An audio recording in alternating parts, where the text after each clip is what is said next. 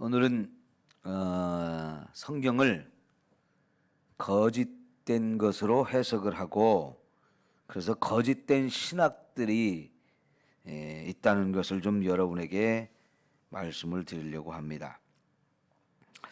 2장 4절을 보면 이것이 천지가 창조될 때에 하늘과 땅의 내력이니 여호와 하나님이 땅과 하늘을 만드시던 날에 이렇게 시작을 하는데요. 이 부분이 창세기 1장 1절과 좀 비슷하죠. 태초에 하나님이 천지를 창조하시니라 이렇게 시작한 1장의 이야기가 2장 3절까지 쭉 이렇게 7일간 하나님이 세상을 창조하고 안식하시기까지의 내용이 정리가 되었는데 2장 4절에서 이것이 천지가 창조될 때 하늘과 땅의 내력이다 하면서 창조의 이야기를 또다시 해요. 그러죠? 그러면서 1장의 1절 보면 태초에 하나님이라고 이렇게 하나님이 천지를 창조하셨다 그랬는데 2장 4절에서는 여호와 하나님이 이렇게 표현을 했어요. 이것을 보면서 신학자들이 이제 잘못된 신학을 만들기 시작했는데 제가 이 창세기를 누가 썼다고 그랬어요? 모세가 썼다고 그랬죠. 그 증거를 신명기 30장, 33장 이런 데에서 증거를 여러분에게 확실히 보여드렸죠. 모세가 요단강 건너기 바로 전에 율법책을 써서 백성들에게 가르쳤다고. 그것이 이제 창세기부터 신명기까지 전체를 하나의 책으로 만들었는데 후대에 와서 이것을 좀 나누어 가지고 여기서 여기까지는 창세기, 출애굽기, 레위기, 민수기, 신명기 이렇게 5권으로 나눴습니다마는 처음에 모세가 이렇게 책을 썼을 때는 이게 한 권의 책이었어요. 그것이 창세기부터 신명기까지 내용이에요. 이게 분명히 이제 모세가 하나님의 성령의 감동으로 이 성경책을 썼다라고 이제 제가 설명을 드렸는데 이걸 믿지 않고 여기 2장 4절을 보면서 뭔가 좀 이상하다라고 생각을 하면서 전혀 엉뚱한 생각을 하게 된 거예요. 그러면서 뭐라고 만들어냈느냐? 1장은 하나님이라고 쓰여 있잖아요. 하나님이. 이 하나님이라고 하는 히브리어가 엘로힘이라고 했고 2장 4절부터는 여호와 하나님 하면서 여호와로 시작하거든요. 그래서 이것은 두 개의 다른 문서가 있었는데 그러니까 엘로힘 하나님으로 시작되어지는 이런 창조 기사를 쓴 내용 책이 하나 있었고 또 2장 4절에 여기 나오는 여호와 하나님으로 이렇게 이름이 쓰여지는 그런 책이 따로 또 하나가 있었다는 거예요. 그러니까 엘로힘 하나님으로 쓰여진 책에 창조 이야기가 있고 여호와 하나님으로 쓰여진 책에 창조 이야기가 따로따로 있었는데 이 두 이야기를 찢어서 갖다 붙여가지고 이렇게 책을 만들다 보니까 편집을 다시 하다 보니까 창조의 이야기가 두 개가 만들어졌고 1장에서는 엘로힘 하나님 2장에서는 여호와 하나님 이렇게 만들어진 거다라고 이야기를 만들어냈어요. 그래서 이런 신학을 가르치는 것이 여러분이 들어보셨죠? 자유주의 신학이라고. 자유주의 신학이라고 하는 것이 그렇게 해서 만들어진 거라고 이렇게 볼 수가 있는데 그래서 이 자유주의 신학자들은 이 모세오경을 모세가 썼다 이렇게 말하지 않고 한참 후대에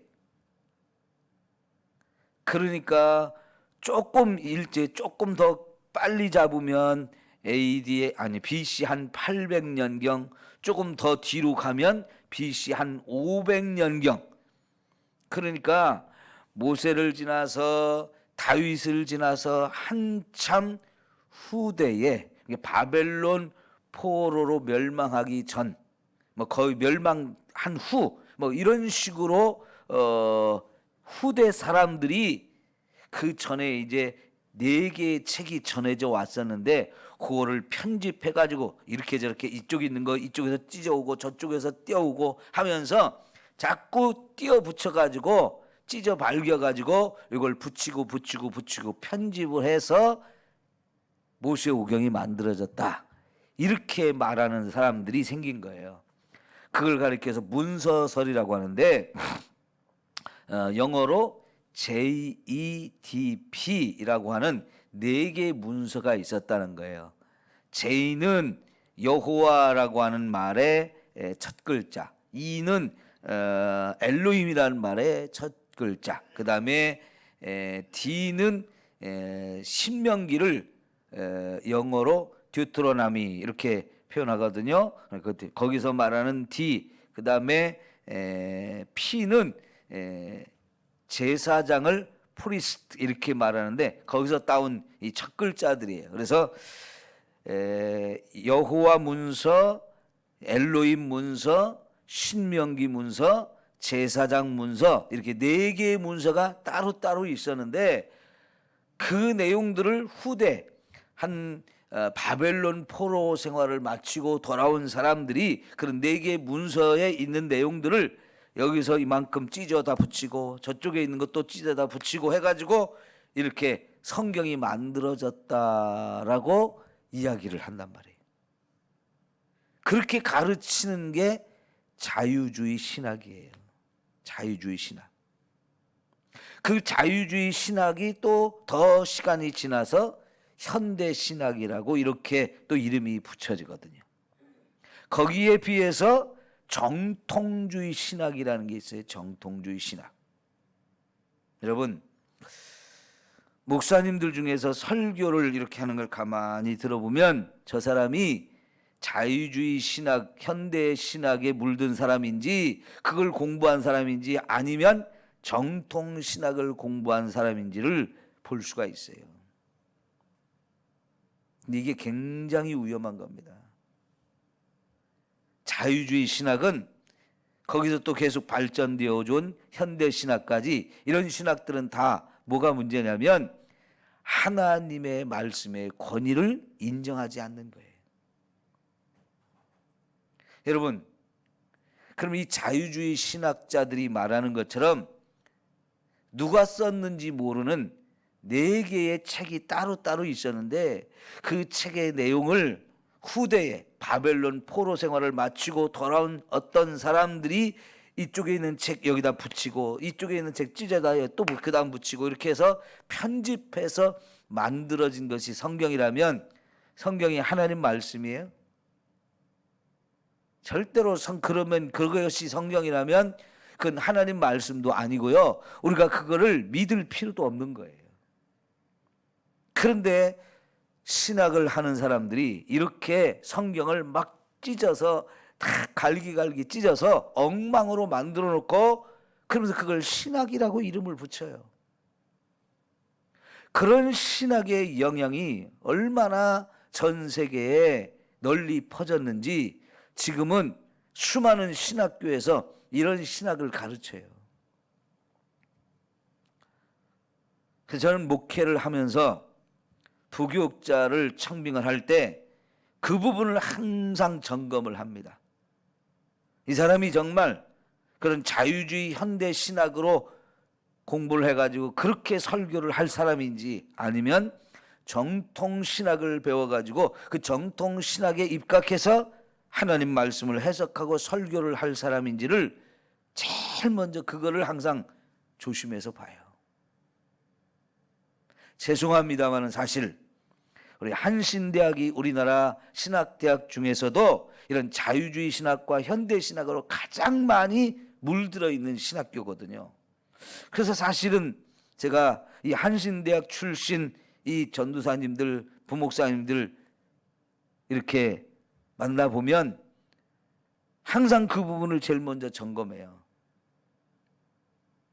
한신대학에서 공부를 했어도 이 사람이 그런 자유주의 신학과 현대 신학에 물든 사람인지 아니면 정통 신학을 붙들고 그것에 따라서 말씀을 해석하고 설교하는 사람인지를 항상 점검을 해요.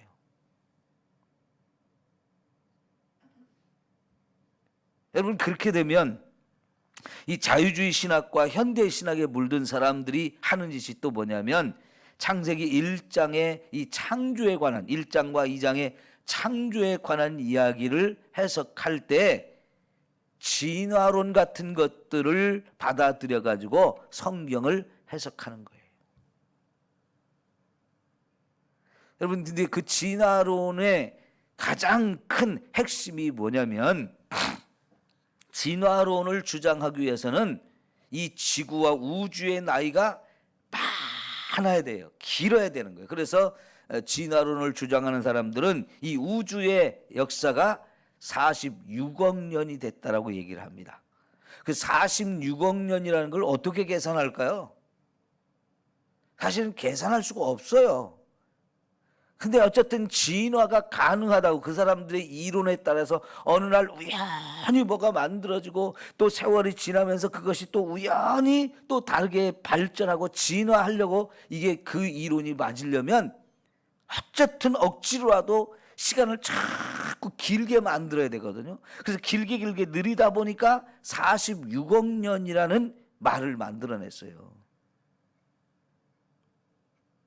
그런데 성경을 보면 하나님이 세상을 6일 동안 7일 동안 창조했잖아요. 이 7일 동안 창조했다는 얘기하고 46억 년이라고 하고는 이거는 너무너무나 엄청난 차이가 나잖아요. 근데 자유주의 신학자들은 이거를 어떻게 해결을 해야 되나 고민을 하다가 이런 진화론의 이야기를 그대로 받아들여 가지고 그걸 가지고 성경을 해석해요. 하나님도 세상을 처음 창조하셨는데 하나님 분명히 세상을 창조하기는 하셨지만 완벽한 형태로 창조가 되지 않아서 진화가 되게 하셔가지고 세상이 지금 오늘과 같은 세상이 되었다라고 이런 식으로 해석을 해요. 그러니까 진화론의 이야기를 받아들이면서 성경을 해석하다 보니까 이게 전혀 딴 방향으로 성경이 해석이 되는 거죠. 그래서 이 성경을 해석하는 이 창조론을 해석하는 큰 줄 두 개의 줄기가 있는데 하나는 오래된 창조, 하나는 젊은 창조. 다시 말하면 오래된 지구 그리고 젊은 지구 이렇게 두 가지로 나누어지는데 오래된 지구라는 얘기는 뭐냐면 지구의 나이가 오래됐다고 하는 진화론을 받아들여서 창조의 이야기를 해석하는 것. 그래서 이 지구의 이 나이가 정말 46억 년 이렇게 오래된 거다. 근데 이거를 배격하는 사람들은 성경 그대로를 받아들인 사람은 무슨 얘기냐? 분명히 하나님이 7일 동안 세상을 창조하셨다. 7일 동안 창조했다 보니까 이 46억 년 여기 들어올 수가 없잖아요.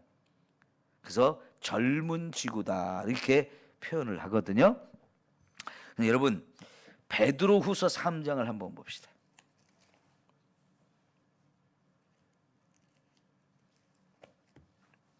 베드로후서 3장 신약성경 386쪽이에요.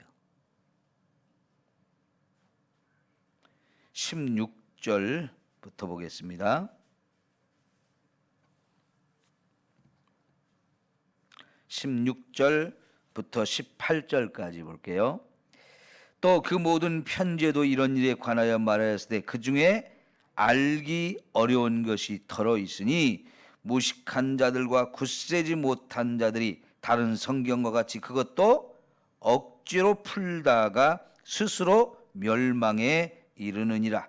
그러므로 사랑하는 자들아 너희가 이것을 미리 알았은즉 무법한 자들의 미혹에 이끌려 너희가 굳센 데에서 떨어질까 삼가라. 오직 우리 주 곧 구주 예수 그리스도의 은혜와 그를 아는 지식에서 자라가라. 영광이 이제와 영원한 날까지 그에게 있을지어다. 자, 여기 보면 16절에 성경에 알기 어려운 것들이 들어있다 그랬어요. 그래요. 분명히 성경을 읽다 보면 이해하기 어려운 부분들이 여러분에게는 참 많죠. 저도 성경을 어려운 부분이 많아요. 근데 그 어려운 부분은 어렵다고 억지로 풀면 안 돼요. 어려우면 어려운 대로 그냥 내버려 두고 하나님이 이것을 우리에게 가르쳐 주실 때까지 기다리는 것이 필요해요. 근데 성경을 어려운 것을 억지로 풀려고 막 그러는 사람들이 있는데, 이런 사람들을 뭐라고 하냐? 무식한 자들이고 굳세지 못한 자들이 성경을 그렇게 억지로 풀다가 스스로 멸망에 이르는 길로 가는 거예요. 그런 사람을 17절에서는 또 뭐라고 그러냐? 무법한 자들이라고 말하고 있어요. 무법한 자들. 네? 그런 사람들이 결국은 미혹에 이끌려 너희가 굳센 데서 떨어질까 삼가라 그랬죠. 미혹을 당하는 거라는 거죠. 억지로 풀다 보면 미혹을 당하는 거예요. 그래서 결국은 하나님이 주신 이 진리의 말씀에 굳게 서지 못하고 여기서 떨어지게 되는데, 그래서 18절에 오직 우리 주 곧 구주 예수 그리스도의 은혜와 그를 아는 지식에서 살아가라 그랬어요. 그러니까 여러분, 성경은 예수 그리스도를 중심으로 해서 성경을 해석해야 돼요. 요한복음 5장 39절에도 모든 성경이 곧 내게 대하여 증언하는 것이다 라고 예수님이 말씀을 하셨거든요. 그러니까 성경을 해석할 때는 예수 그리스도를 중심으로 해서 예수 그리스도와 어떻게 연결이 되어지는지를 잘 이해하면 성경이 풀려지거든요. 그렇게 풀어야지 억지로 다른 것을 집어넣고 빼고 하면서 이렇게 하다 보면 정말 그게 어리석은 것이고요. 무법한 짓을 하는 거고요. 거기에 마귀가 달려들어서 미혹해가지고 진리에서 벗어나는 길로 가게 되어져요. 자, 여기서 한 번 더 나가서 요한계시록 제일 마지막 22장을 봅시다.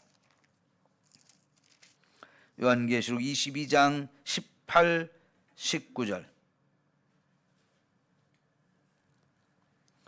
제일 마지막 장, 성경 제일 마지막 요한계시록 22장 18절 19절. 자, 볼까요? 내가 이 두루마리의 예언의 말씀을 듣는 모든 사람에게 증언하노니 만일 누구든지 이것들 외에 더하면, 그죠? 누구든지 이것들 외에 더하면 하나님이 이 두루마리에 기록된 재앙들을 그에게 더하실 것이요, 만일 누구든지 이 두루마리의 예언의 말씀에서 제하여 버리면 하나님이 이 두루마리에 기록된 생명나무와 및 거룩한 성의 참여함을 제하여 버리시리라. 자, 그러니까 여기서는 하나님이 우리에게 주신 말씀에다가 무엇을 더해서도 안 되고 빼서도 안 된다는 거예요. 다시 말하면 가감하지 말라 그러죠. 그 얘기예요. 성경을 억지로 해석하려고 뭔가 다른 것들 여기다 더하기도 하지 말고 여기에 있는 말씀을 빼기도 하지 말라는 거예요. 있는 그대로 전하라는 거예요. 그러니까 성경을 어떻게 해석해야 되느냐? 성경은 성경으로 해석을 해야 돼요. 성경을 성경 있는 그대로 해석해야지 우리가 여기다 뭘 집어넣고 뭘 빼고 하면서 해석하다 보면 억지로 풀게 되는 것이고 거기에 마귀가 달려들어서 자꾸만 우리를 미혹해가지고 다르게 성경을 해석하게 한다고요. 자, 여러분 다시 창세기로 돌아와서 성경에다 더하기를 하거나 빼기를 하는 놈이 3장에 보면 마귀예요. 여러분 3장을 한번 잠깐 봅시다. 1절 말씀. 그런데 뱀은 여호와 하나님이 지으신 들짐승 중에 가장 간교하니라. 뱀이 여자에게 물어 이르되, 자 보세요, 하나님이 참으로 너에게 동산 모든 나무의 열매를 먹지 말라 하시더냐? 이렇게 물었어요. 여러분 2장에서 하나님은 동산 모든 나무의 열매를 먹으라고 그랬어요? 먹지 말라고 그랬어요? 먹으라고 그랬어요. 먹으라고 했는데 마귀는 그거 먹지 말라고 했니? 라고 물어봐요. 하나님의 말씀을 의심하게 만드는 거예요. 그리고 여자가 뱀에게 말하되 동산 나무의 열매를 우리가 먹을 수 있으나 동산 중앙에 있는 나무의 열매는 하나님의 말씀에 너희는 먹지도 말고 만지지도 말라 너희가 죽을까 하노라 하셨느니라. 하와가 대답을 하는 거예요. 자, 먹을 수는 있으나 동산 중앙에 있는 나무의 열매는 하나님의 말씀에 너희는 먹지 말라 그랬죠? 예, 여기까지는 맞아요. 그런데 그 다음에 뭐예요? 만지지도 말라 소리는 안 했어요. 그 다음에 뭐예요? 너희가 죽을까 하노라. 하나님 반드시 죽는다 그러는데 여기는 죽을까 하노라 그랬어요. 이 2장에 그걸 먹는다는 반드시 죽는다라는 이 말을 할 때 히브리어로 보면 굉장히 강조하는 표현이에요. 강조 용법으로 사용해요.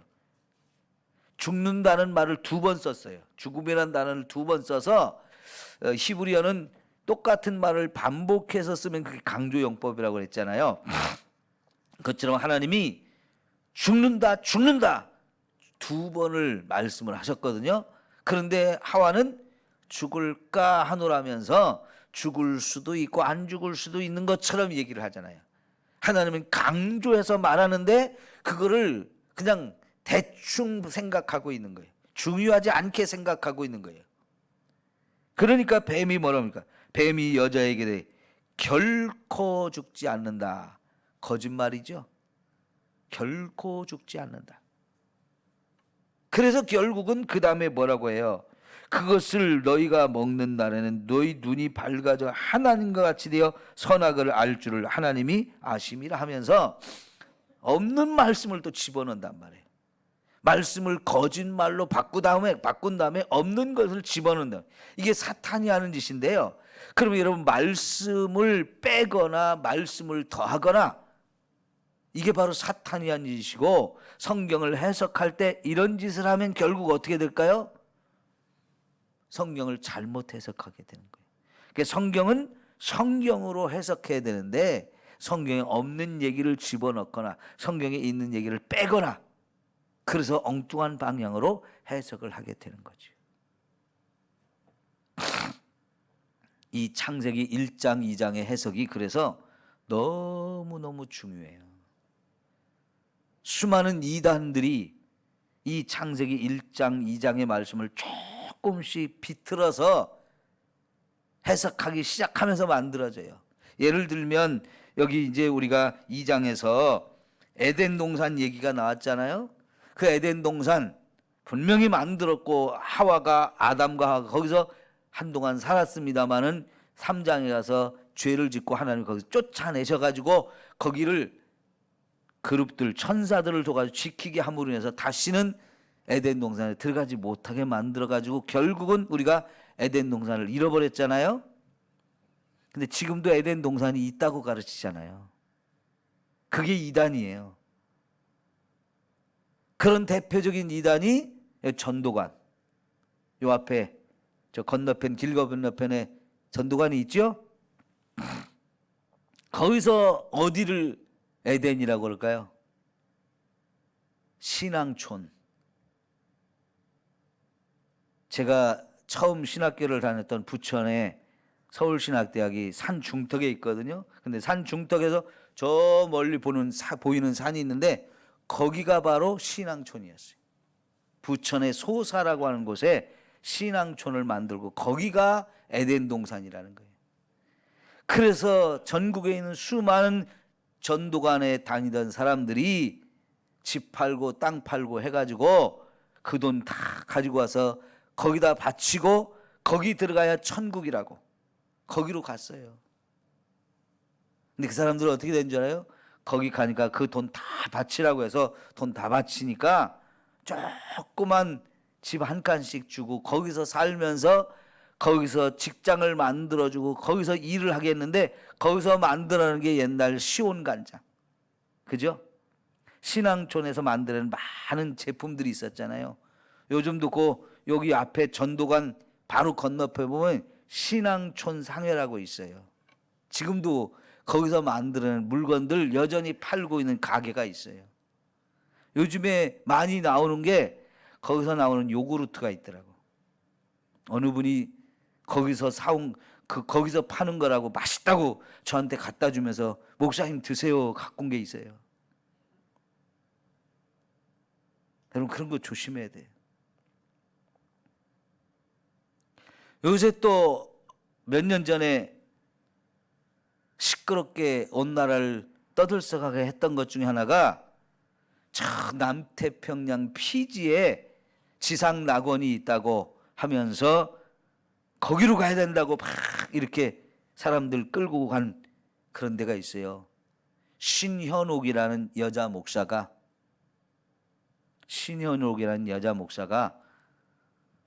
거기 모이는 사람들이 몇백 명 되는데 거기 사람들을 속여가지고 헌금을 하게 해서 남태평양 피지에 땅을 사놓고 농장을 만들고 거기가 지상낙원이라고 수많은 사람들을 끌고 와서 돈 다 뺏고 여권 뺏고 거기 농장에서 막노동을 시키는 이런 일을 하면서 타작마당이라는 걸 한다고 그러잖아요. 죄를 용서받기 위해서 죄에 대한 벌을 받아야 되는데 매를 맞아야 된다고 하면서 목사가 나오라고 해가지고 막 뺨을 때리는 거예요. 죄졌다고 막 뺨을 때리는 거예요. 그럼 매를 맞으면서도 갖다 대고 또 맞고 또 맞고 이래요. 그래야 자기 죄가 용서받는다. 수많은 사람들이 그런 미혹에 빠져가지고 재산 다 바치고 남태평양에 끌려가서 여권 빼앗기가 돌아오지도 못해요. 방송에서 아주 떠들썩하게 한번 나왔었죠. 요즘에는요 여호와 증인도 지상 낙원을 만든다고 떠들고 다녀요. 여호와 증인들이 처음에 전 세계에서 14만 4천 명이 되지 않았을 때는 이 14만 4천 명에 들어가면 천국에 간다고 막 이러면서 열심히 전도해가지고 사람들 끌어모았거든요. 그러다가 14만 4천 명이 넘었어요. 그랬더니 이제 거기는 꽉 차서 못 들어가고 천국은 14만 4천 명밖에 못 들어가니까 거기 꽉 차가지고 못 들어가고 나머지 사람들은 이 지상에다가 낙원을 건설한다고. 지금은 지상 낙원 얘기만 해요. 천국 얘기는 하나도 안 해요. 우리가 이 땅에 살면서 지상 낙원을 만들어야 된다는 거예요. 근데 그 사람들 말에 의하면 지구에 3차 세계대전이 일어나가지고 핵무기가 터져서 완전히 다 파괴가 된대요. 거기서 지상 낙원을 만들어야 된대. 그럼 상상해 보세요. 지금 우리가 원자력 발전소를 폐지해야 된다. 굉장히 전 세계적으로 이게 큰 중요한 이슈가 되잖아요. 그래서 이번 정부에서도 원자력 발전소들을 하나씩 이제 멈추기 시작하고 있는데 원자력 발전소는 항상 위험성이 있잖아요. 일본의 원자력 발전소가 파괴돼 가지고 지금 얼마나 심각해요. 거기서 나온 방사능에 오염된 물들 지금까지 계속 저장하고 탱크 만들어 저장하다가 더 이상 이제 저장하기 어렵다 해가지고 이걸 바다에다가 방출한다고 그러잖아요. 그렇게 되면 어떻게 되겠어요? 거기서 방출된 그 물이 바닷물이 오염된 것이 우리나라까지 와서 이제 우리나라 이 바다도 방사능에 오염된 물이 흘러다닐 수밖에 없어요. 그러면 생선 먹는 게 이제 두렵죠. 그런데 그런 원자력 발전소가 전 세계에 어마어마하게 많은데요. 그렇게 원자력 발전을 하고 남은 이 핵 연료봉 그걸 가지고 이제 농축해서 원자폭탄을 만드는 거거든요. 그러니까 원자력 발전소는 핵폭탄을 만드는 재료를 만드는 과정이 되어져요. 근데 그렇게 만든 이 핵폭탄이 전 세계 수없이 많은데 3차 세계대전이 일어나면 그런 핵폭탄이 터지면서 전쟁이 일어난다는 거예요. 그러면 어마어마하게 전 세계가 파괴가 되거든요. 근데 거기다가 지상낙원을 건설한대. 말이 돼요?